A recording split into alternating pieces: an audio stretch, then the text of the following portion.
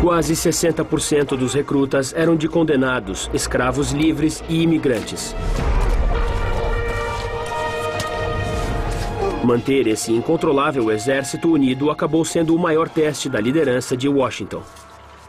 O que ele tinha era a certeza de que, se queria liberdade, isso ia custar. Ia custar sacrifícios, ia custar sangue, em invernos gelados em Valley Forge. Ia custar baixas. O general Washington era um grande general capaz de erguer seu exército em Valley Forge naquele inverno e ainda lutar. Eu gostaria de ter estado lá para lutar por ele. Eu lutaria. Mas o exército de Washington enfrentou um inimigo ainda pior do que o frio ou os ingleses: a varíola.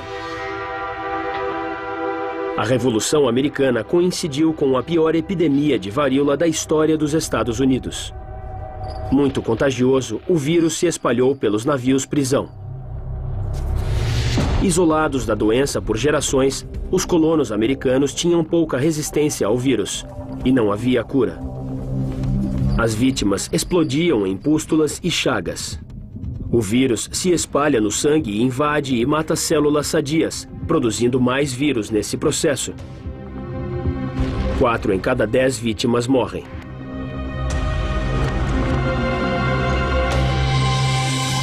Quando a varíola chegou a Valley Forge, rapidamente se espalhou pelo amontoado de barracas. Tendo sobrevivido à varíola quando criança, Washington decidiu fazer uma aposta. Foi um dos mais ousados experimentos da história militar americana. Seus cirurgiões tinham ouvido falar de vacinação em escravos africanos.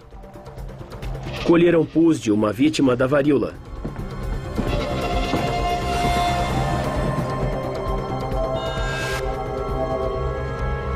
E o espalharam em cortes feitos na pele de um paciente sadio.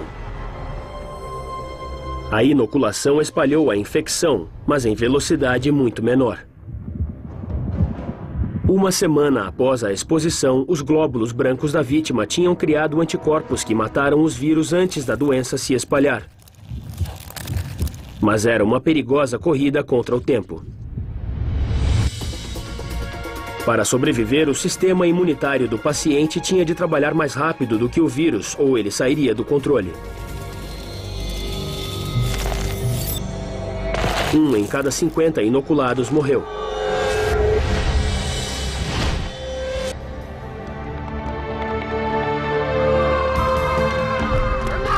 Para a maioria, a aposta de Washington compensou.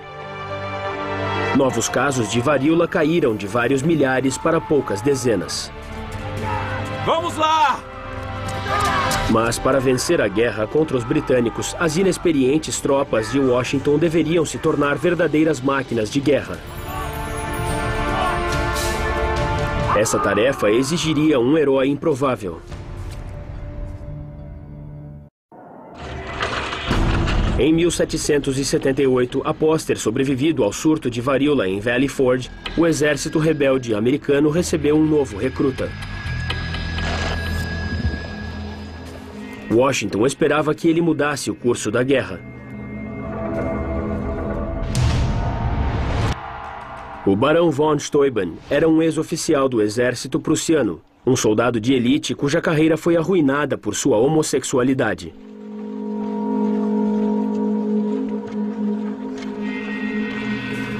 Washington o tornou um dos homens mais poderosos sob seu comando. Washington era genial para isso. Parecia que as pessoas não iam conseguir grandes feitos, mas sob suas ordens, qualquer um ficava pronto para qualquer desafio. Ele era mesmo um grande líder. Pra cima. A missão de von Steuben era reinventar o desmoralizado exército rebelde para que enfrentasse os ingleses em campo aberto. Nossas armas estão em condições terríveis, cobertas de pó. Nossos homens estão literalmente nus, alguns no verdadeiro sentido da palavra. Von Steuben começou por treinar disciplina com os recrutas de Washington, que ele achava diferentes de todos os que tinha treinado antes. O gênio dessa nação não pode ser comparado com o prussiano, ou austríaco ou francês.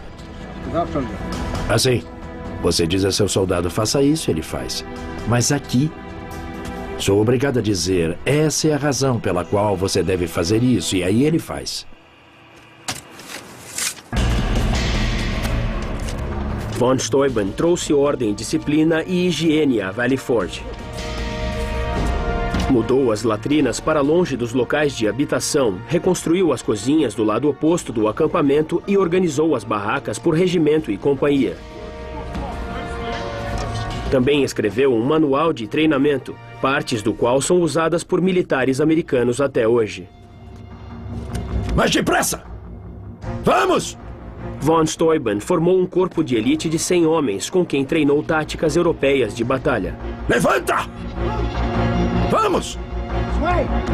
Cada um treinaria outros 100. Pra cima!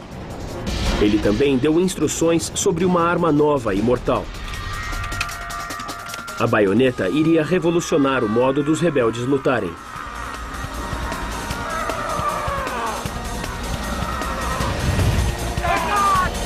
Adicionar uma lâmina a um fuzil tornava possível o combate corpo a corpo sem ter de recarregar. Mas, talvez a coisa mais importante, Von Steuben inspirou nos rebeldes um novo espírito. Bem, podemos falar de armas e de como armas mudam a cara da guerra. Isso é totalmente verdade. Mas a maior arma que você terá está bem aqui. Homens como Plum Martin saíram de Valley Forge matadores altamente habilitados. Enquanto eram retreinados, outra guerra secreta estava em curso na Nova York ocupada.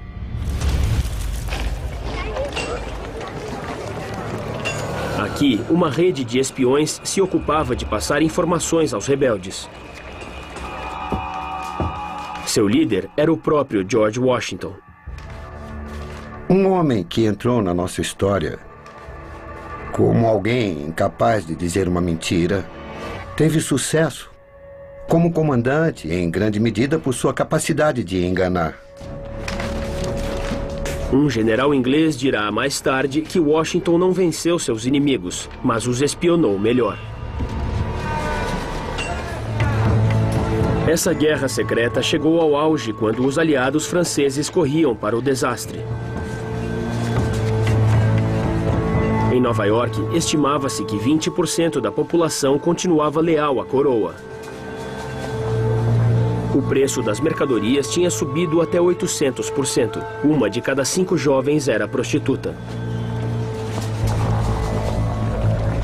Para os britânicos, o comerciante Robert Townsend era um legalista.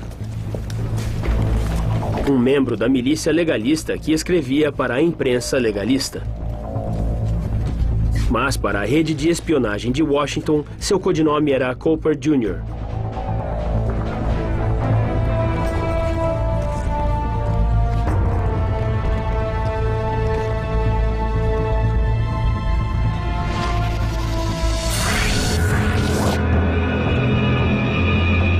Em julho de 1781, Nova York fervilhava de boatos. Avistaram uma frota francesa ao largo de Rhode Island.